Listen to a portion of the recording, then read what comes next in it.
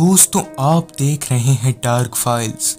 Dark files में आज की कहानी हमारे साथ शेयर की है दीपांशु गुप्ता जी ने, जो कि यूपी मुरादाबाद के रहने वाले हैं।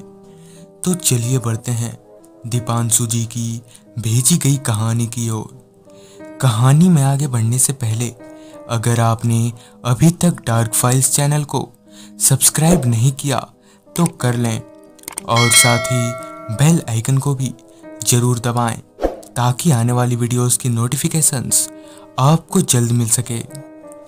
दीपांशु जी बताते हैं कि मौसम का मिजाज कुछ ठीक नहीं लग रहा था।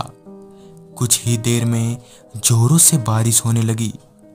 रेलवे स्टेशन के बाहर मैं अपना ऑटो लेकर आखिरी सवारी का इंतजार कर रहा था। तभी एक औरत ऑटो में आकर बैठ गई और कहा कि भैया सामने चौक तक जाना है। लिहाजन मैंने ऑटो स्टार्ट किया और चौक की तरफ बढ़ने लगा। उस औरत को चौक पर उतारकर मैं अब घर की ओर ही बढ़ रहा था।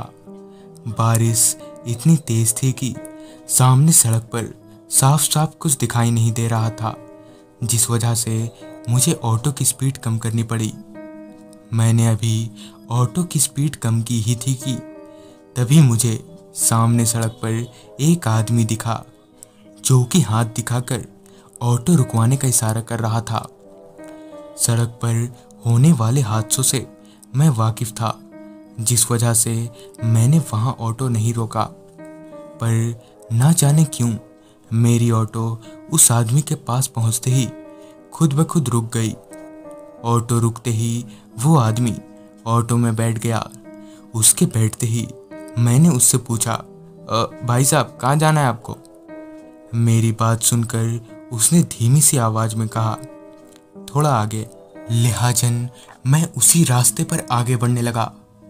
वहां से कुछ दूर आगे जाते ही मैंने दोबारा उस आदमी से पूछा, और कितना आगे जाना है? इस पर उसने कोई जवाब नहीं दिया। पीछे से कोई जवाब ना मिलने पर मैंने फिर से पूछा, अरे भाई साहब कहाँ जाना है आपको? इस बार भी कोई जवाब नहीं मिला। पीछे से किसी भी तरह का जवाब ना मिलने पर मैंने पीछे मुड़कर देखा तो वहाँ कोई भी नहीं था। पीछे किसी को ना पाकर मैं बेहद डर गया। मैं ऑटो से बाहर निकलकर इधर उधर देखने लगा, पर सड़क पर दूर दूर तक कोई दिखाई नहीं दे रहा था। मैं वापस ऑटो में आया, जहां मुझे वो आदमी ऑटो में ही बैठा मिला। उसे ऑटो में देखते ही मैंने पूछा, अरे भाई साहब कहाँ चले गए थे आप?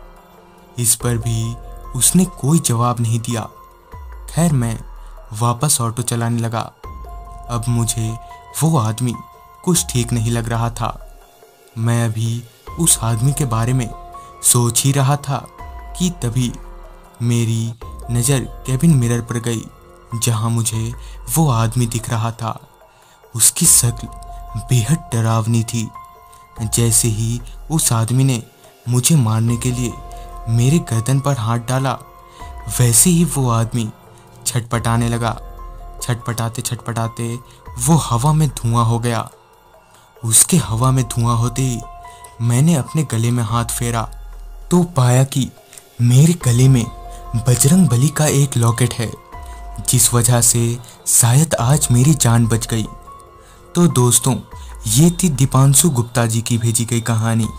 अगर आपके पास भी ऐसी कोई कहानियां हैं तो हमारे साथ जरूर शेयर करें और देखते रहें डार्क फाइल्स।